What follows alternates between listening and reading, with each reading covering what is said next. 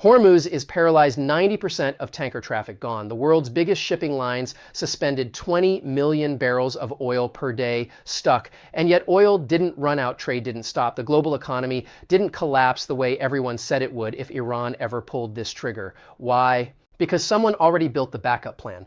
And it's working right now in real time at a scale nobody is talking about. That someone is Saudi Arabia. And to understand what Riyadh actually built and why it works, you first need to understand exactly what Iran did and why it was supposed to be unstoppable. Before we get into this, everything I'm sharing in this video comes from extensive internet research, cross-referencing multiple online sources and ongoing reports. I do my best to keep the information as accurate and reliable as possible, but I'll be honest, it may not be 100% accurate. So keep that in mind as we go through this. To understand what makes this story so significant, you have to understand what the Strait of Hormuz actually is as a piece of infrastructure. 21 miles at its narrowest point. 2 shipping lanes, each about 2 miles wide. Before the 2026 crisis, approximately 20 million barrels of oil moved through it every single day, according to the International Energy Agency.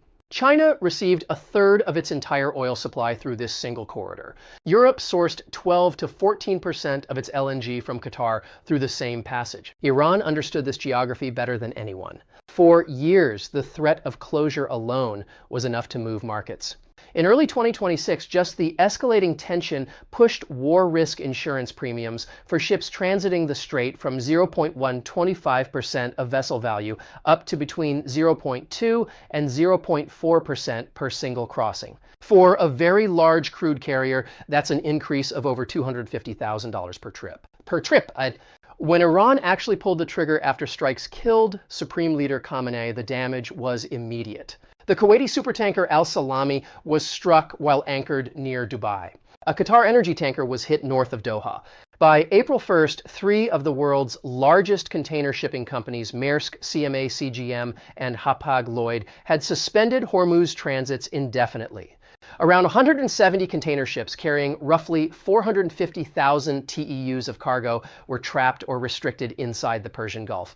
Oil that had been hovering around $70 a barrel surged dramatically. S&P Global raised its 2026 price forecast by an average of $15 per barrel. Iran's weapon was working exactly as designed, except it wasn't working on Saudi Arabia. And that asymmetry is what changes everything. On March 12, 2026, Saudi Arabia's transport minister walked into Jeddah Islamic Port and announced the Western Coast Logistics Corridors Initiative. This was not improvisation. What he was announcing had been built, connected, and quietly prepared over years. Jeddah Islamic Port is now directly linked to 9 major international ports across multiple continents.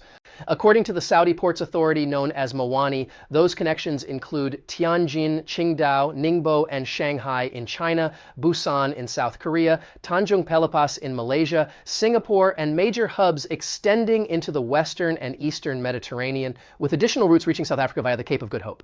That's not a regional port network. That's a global trade architecture, and Jeddah sits at the center of it. The China angle here is particularly striking. Beijing has long been Iran's most important economic patron, purchasing Iranian oil at steep discounts, providing diplomatic cover at the UN. But geopolitics and economics don't always align. China's industrial economy consumes enormous quantities of oil. Its export machine runs on supply chains that need to move continuously. A prolonged Hormuz closure isn't an abstract geopolitical inconvenience for Beijing. It's a direct threat to industrial output. So, when Saudi Arabia built direct maritime links to Shanghai, Qingdao, and Ningbo routes that bypass the Persian Gulf entirely, China made a practical calculation. As the South China Morning Post reported in early May 2026, analysts described what followed as a structural shift in Middle East logistics, with Chinese trade flows beginning to reroute away from dependence on the Persian Gulf corridor. China publicly stated the conflict should not have started and distanced itself from Iran's attacks on regional neighbors. The geopolitical arithmetic here is brutal for Tehran.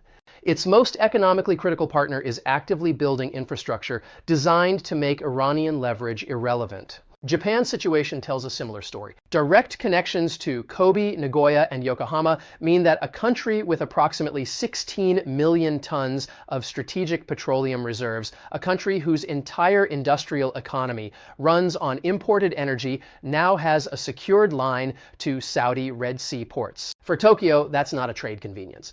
That's a national security upgrade.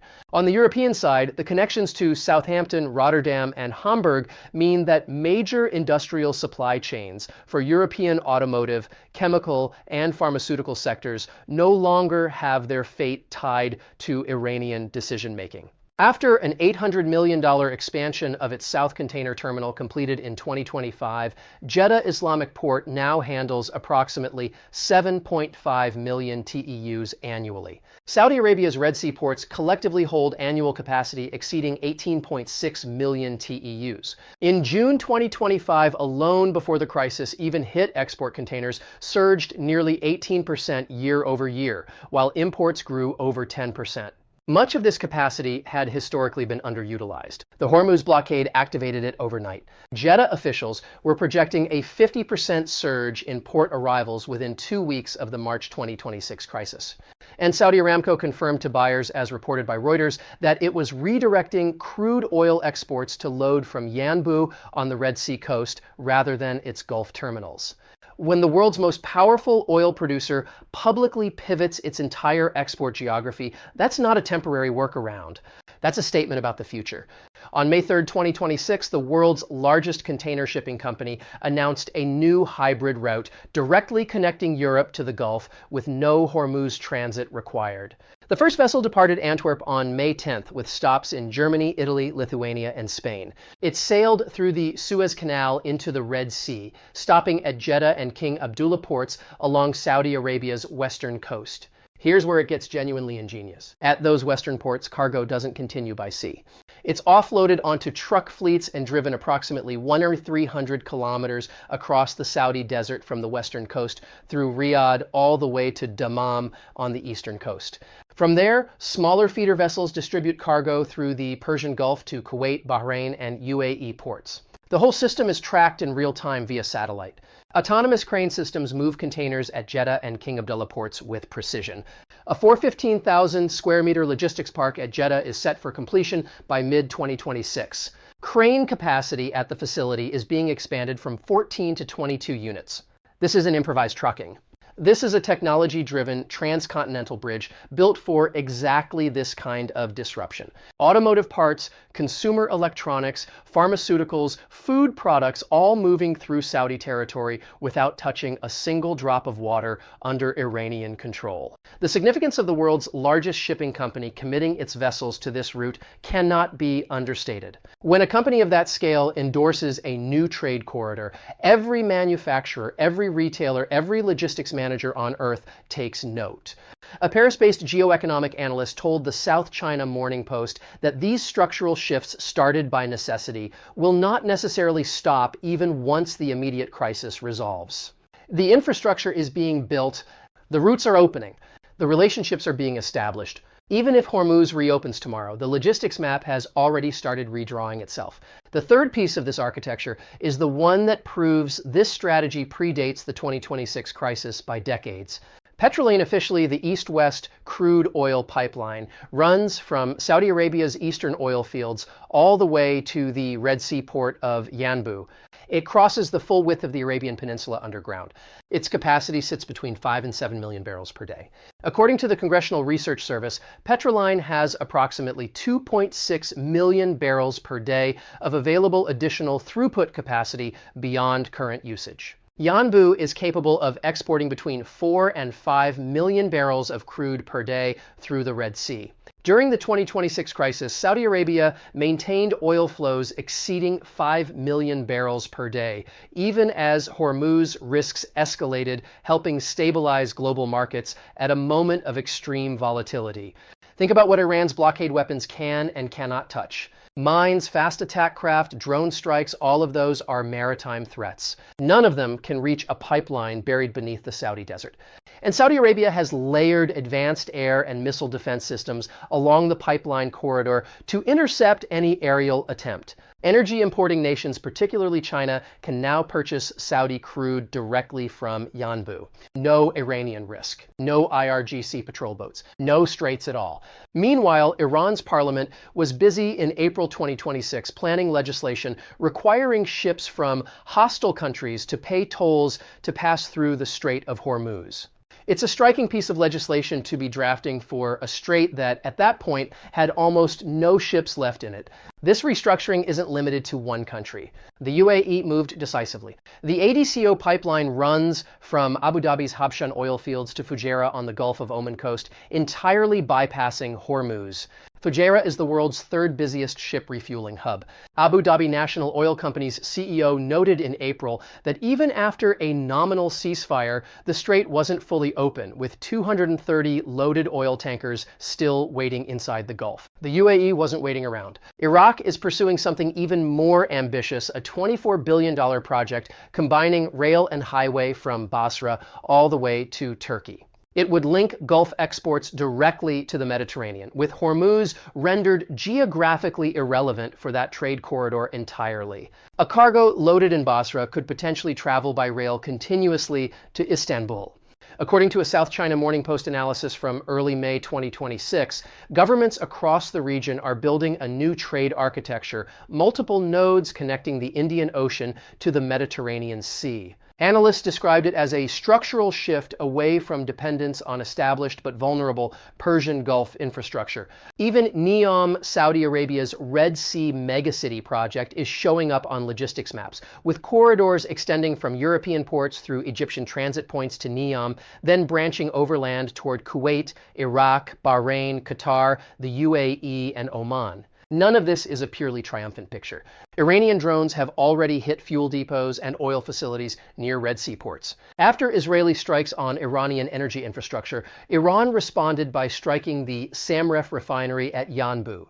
Jeddah itself remains potentially within range of escalating Iranian aggression. CNN noted that confidence in Red Sea route security was recovering after Houthi attacks subsided, but cautioned the situation remains volatile. Saudi Arabia, according to the Wall Street Journal, was pressing the United States to pursue negotiations with Iran rather than escalate further.